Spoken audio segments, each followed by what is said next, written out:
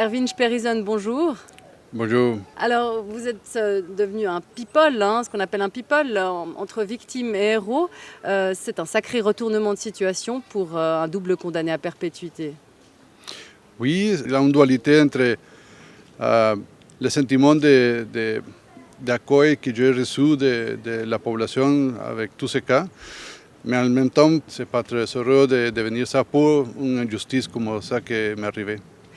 Alors ici, on se retrouve pas très loin de chez vous. Vous habitez à 2 pas du palais de justice, juste en face du palais de justice et de la prison Saint-Antoine. C'est un pied de nez à la justice. Oui, ma famille a trouvé ce petit appartement, c'est un trépied, on s'est très serré avec la famille là. Et ils sont restés pendant tout ce temps là pour donner une chose tangible de notre intention de rester ici et confronter tout ce qui est arrivé. Alors c'est une liberté très réduite. Vous portez d'ailleurs le fameux bracelet qui est censé vous empêcher de vous évader. Est-ce que vous avez eu la tentation de partir, de fuir, de quitter la Suisse? C'est une bonne question. Si j'ai l'idée d'évader, c'est parce que ça c'est une démonstration de ma culpabilité. Et c'est totalement le contraire que ce que j'ai besoin de faire. J'ai besoin de montrer mon innocence. Je clame toujours mon innocence, mais aussi, comme un ancien chef de police, je sais bien qu'une vie à la fuite, ce n'est pas une vie. C'est tous les jours, vous devez regarder à votre dos, toujours avec la préoccupation de que vous êtes arrêté, ce n'est pas une vie. Est-ce que vous pourriez retourner aujourd'hui au Guatemala? Oui, je suis sorti au Guatemala sans aucune procédure judiciaire contre moi. Alors pourquoi étiez-vous parti? Pour la sécurité de ma famille, ils sont déjà ici. Avant que je quitte mon poste au Guatemala, ils sont déjà habités ici. Ils ont essayé de tuer ma femme, de kidnapper mon enfant. Ça c'est pourquoi ils sont venus ici, à la terre de mes ancêtres, de mon père. Vous êtes binational, aussi également suisse et guatémaltèque. Mon père a fait son armée ici. Il a travaillé pour la police à Lucerne aussi, quand il est jeune. Votre père a travaillé pour la police à Lucerne? Oui, quand il est jeune. Tous mes ancêtres sont ici. Vous avez toujours l'idée que vous avez un refuge, une identification. Je n'ai jamais pensé que venir ici, ça est devenu mon prison. Il y avait des contrats sur votre tête? Oui, j'ai survécu des attentats avec des grenades à mon bureau, des balles à mon voiture, des sabotages à mon hélicoptère. Vous aviez un hélicoptère? Dans la police, oui. Et là, tout ça, c'est public, la quantité de fois qu'ils ont essayé de m'éliminer pour que j'arrête mon activité comme chef de la police. Et la justice guatémaltèque, elle avait lancé un mandat d'arrêt aussi contre vous. Oui. Donc si vous alliez aujourd'hui au Guatemala, vous risqueriez de finir aussi en prison? Non, je pense que non. Je pense qu'il ne va faire une chose comme ça parce que tous les cas, ça tombait partout. Oui, votre ex-chef et votre ex-collaborateur qui avaient été aussi poursuivis en Autriche et en Espagne, effectivement, et au Guatemala, ont été acquittés. Acquittés, oui. Donc le 28 novembre prochain va commencer votre procès, votre nouveau procès, votre 3e procès. Qu'est-ce que vous espérez justement de l'issue de ce procès? Mon innocence. L'acquittement donc. L'acquittement, oui. Mais sincèrement, vous espérez l'acquittement 2 fois, vous avez été condamné à vie. La 2e fois, la justice a même aggravé encore les chefs d'accusation contre vous. Est-ce que vous pensez vraiment que la justice genevoise va revenir en arrière, va se contredire cette fois? Si ça continue comme ça, j'ai toujours l'espoir qu'il y a des autres niveaux dans le tribunal fédéral et même le tribunal des droits de l'homme en Europe pour donner son avis. Mais sur quelle base? Parce que le tribunal fédéral n'a pas démenti les faits. On admet qu'effectivement, il y a eu des opérations de nettoyage. La question, c'est votre responsabilité dans ces opérations. Ça, ce n'est pas toujours totalement prouvé. Il a toujours les doutes. C'est difficile à dire. Je n'ai jamais donné un ordre de tuer quelqu'un. Je n'ai jamais tué quelqu'un, comme ils ont dit à Alcomos et tout ça. Et je n'ai jamais planifié la mort de quelqu'un. Mais les faits, les opérations de nettoyage, aujourd'hui, vous les reconnaissez? Non, je suis au nord et ça s'est passé au sud. Je suis totalement à l'autre côté quand les choses sont passées. Mais vous étiez chef de la police guatémaltèque. Et donc vous avez une responsabilité par rapport à ce qui s'est passé. Oui, de las actions de la police, oui. Mais aujourd'hui, on ne savait pas qui a tiré contre qui. Il a la participation de la police, oui. Il a la participation de l'armée, même des détenus confirme qu'il a des armes et qu'il a caché les armes là. Mais il y a eu des maquillages de preuves. Le tribunal fédéral confirme que les images et les témoignages sont valides. Comment est-ce que vous justifiez justement de ne pas avoir fait en sorte que les gens qui étaient responsables de ça aient été condamnés? C'était après quelques semaines, quelques mois, presque une année après, qu'il commence à dire qu'il a des indices, que peut-être il a une chose que c'est questionnable. Mais pendant tout ce temps, toute cette enquête, ça, c'est parti du ministère public, ça, c'est pas parti de l'enquête de la police. Justement, le procureur Yves Bertossa dit que vous êtes au minimum, vous risquez d'être au minimum considéré comme complice de ces actions. Lui, c'est le garant de la vérité et je pense qu'il doit faire un meilleur travail. Vous dites que Genève, justement, c'est une république bananière. Qu'est-ce que vous entendez par là? Moi, je n'ai jamais dit que Genève c'est une république bananière. Je dis que je suis traité comme si je suis dans une république bananière. Est-ce qu'en même temps, la justice genevoise avait les moyens de ne pas instruire contre vous, étant donné qu'il y avait un mandat justement lancé par le gouvernement du Guatemala? Elle aurait pu être accusée justement de ne pas faire toute la lumière sur cette affaire si elle n'avait rien fait. Le problème, c'est qu'ils n'ont jamais mis un pied sur les places sur Guatemala ou ils n'ont pas jamais envoyé quelqu'un à faire une confrontation, une vérification si tous les documents, de toute l'information qui sont reçus ici, il a une base. Mais l'enquête, en partie, elle a été faite justement au Guatemala par la Commission internationale contre l'impunité au Guatemala, la CICIG, qui est une commission onusienne. Donc on peut partir du principe qu'elle a un certain poids, une certaine légitimité, non? Ils ont pris des positions politiques, ils ont commencé à faire la politique dans le pays et ça a corrompu ou dévié l'intention originale de la CICIG. Et aujourd'hui, si vous regardez ce qui passe aujourd'hui au Guatemala, il y a déjà 3 commissionnaires qui sont enlevés et aujourd'hui le 3e s'est caché dans le pays. C'est une chose qui n'a pas donné de bons résultats. Vous devez comprendre que Guatemala c'est un milieu del narcotrafic qui vient de l'Amérique du Sud à l'Amérique du Nord et l'argent qui va de l'Amérique du Nord à l'Amérique du Sud.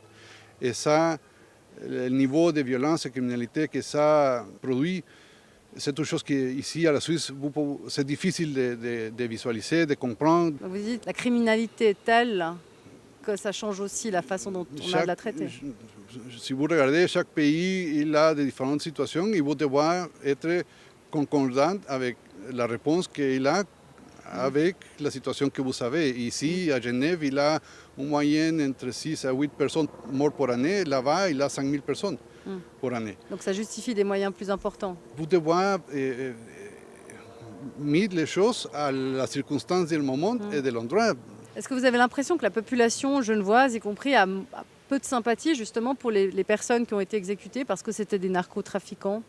Vous savez, pour moi, une vie, c'est pas si lui a fait les choses mauvaises pendant sa vie ou non. Toujours, on a l'opportunité de changer. Vous disiez ça quand vous étiez au Guatemala, une vie c'est une vie de narcos, c'est une Toujours. vie. Vous pouvez regarder des interviews anciennes de moi et je suis congruente avec ça.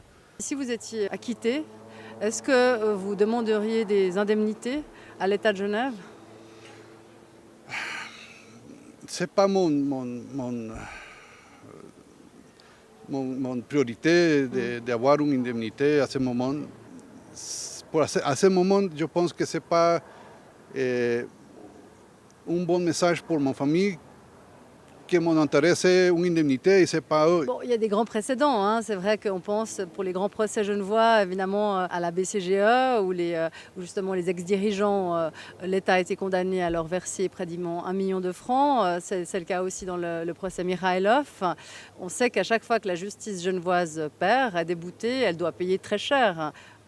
Ça sera votre cas aussi. C'est comparé avec quoi? Si vous voulez comparer avec les autres pays, c'est bon, 1 million c'est quand même assez cher, non? Est-ce qu'un million, ça se coûte la liberté? Pas vraiment. Plus? Non, je ne sais pas si c'est ça. Vos avocats parlent d'un procès inouï, d'une condamnation inouïe. Vous pourriez réclamer plus qu'1 million? Je ne sais pas. On n'a pas parlé toujours de ça. On doit arriver à la fin de la première étape et après on verra qu'est-ce que ça passe. Vous avez été détenu 5 ans en préventive. Comment c'est les prisons genevoises? Comment c'est les prisons suisses? Vous qui avez bien connu les prisons guatémaltèques. Oui, j'ai l'expérience de connaître les prisons à Latino-Amérique, à Nord-Amérique. Pour dire les choses ici,